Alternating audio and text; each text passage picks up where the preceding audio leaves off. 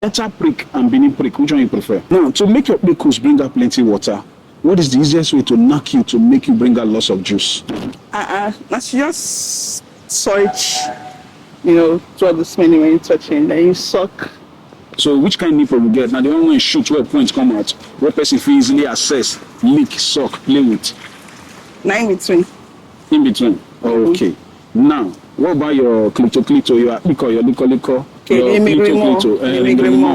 How far? If man put tongue there, what's going to happen? I go sure.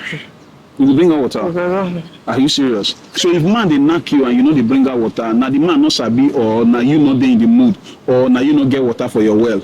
It depends now. If you make me happy before day, if you touch all the juicy, the food. So I know you say you from where? Where you come from? From Delta. You from Delta. Yeah. So Wafi. Delta prick and Benin prick, which one you prefer?